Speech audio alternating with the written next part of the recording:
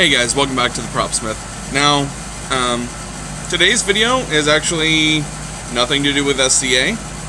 It's going to be kind of a prop thing, but also kind of not. Like, this could be for SCA garb. It could be for LARP garb. It could be a cosplay thing. It could be just because you want to make a ring. And, we're making a ring. Now, this is a size 15.5 ring because I have huge O fingers. It fits on my ring finger, which is a 16. I actually made it to be a thumb ring. And I made it from a 1967 Eisenhower $50. These are, they range from about $3 to $5. Yes, really. I actually found some on a guy on Facebook that was selling like 100 of them. I'm like, only want about 15 because he was asking like $5 a piece for them. So, $5 ring, and it's silver. These are like 95-96% silver. Now, as you can tell, because this part is the inside, this is silver, this is the inside where it's just a little bit of, I think, copper. But I like the way it looks. I used a metal hammer to put in all, so it looks forged. Like, I don't like the ones that have the words and stuff on them. That's not who I am. And these are going to go for my SCA garb. So I've made this one. I'm going to make another one for my other hand. I may make one as a necklace. You guys may see me doing runes in these eventually. I'm not sure. But today, I'm going to show you how to take a coin. Excuse how beat up my mandrel is, but my mandrel, it ranges from a... Good lord, I don't even know if I can see that anymore. Okay, it does. It ranges from a size 1 all the way to a size 15. Now, for a 15.5, what I do is I actually start here, work it all the way down, and then pop it off. Because this is smaller than this. So I just pop it off.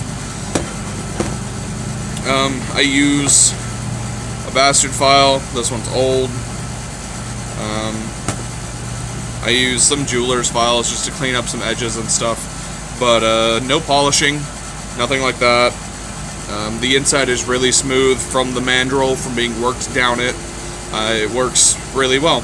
So what your first step is going to be is drill a hole.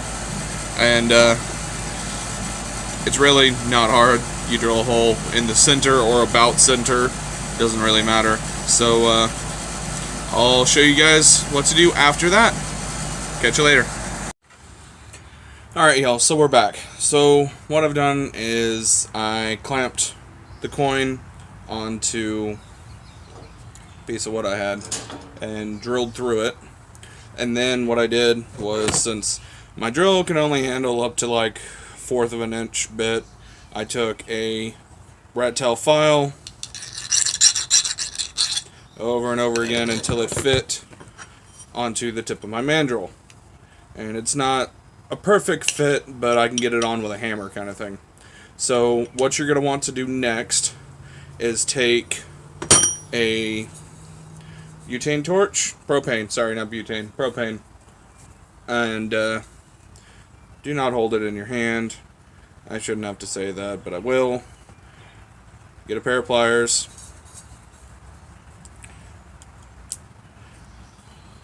Hold it, heat it up,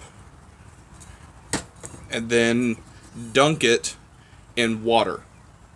Now, for those of you who know about bladesmithing, if you dunk a metal in water, it will harden it. Except that is only true for ferrous materials, which have carbon in them. I just dropped that. Luckily, silver does not have carbon, so it doesn't harden it. It tempers it, sort of. It's interesting to explain. But what it does is it will actually soften the metal to be able to work with it.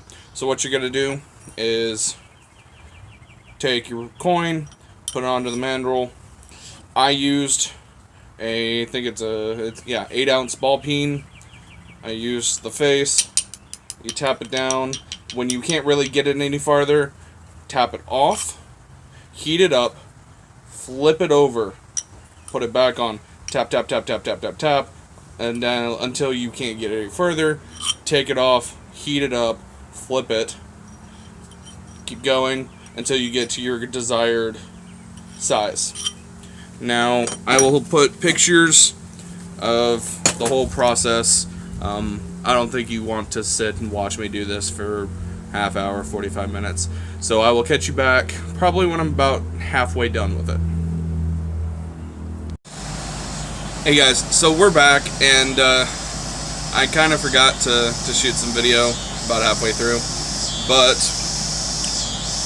I did something a little bit different with this one.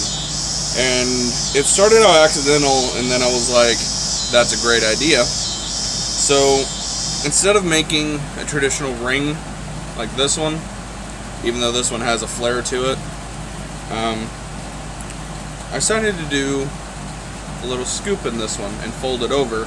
I did it with my ball on the ball peen right here.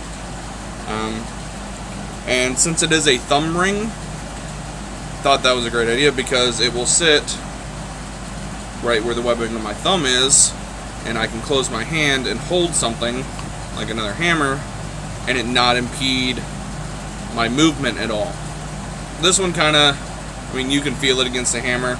With this one, it's real nice. So what I'm going to do now is I'm going to take my my bastard file and run it along the back and the top and smooth out some edges. I'll take my little jeweler's file and round it out. You can't see any of the words because I used a metal hammer.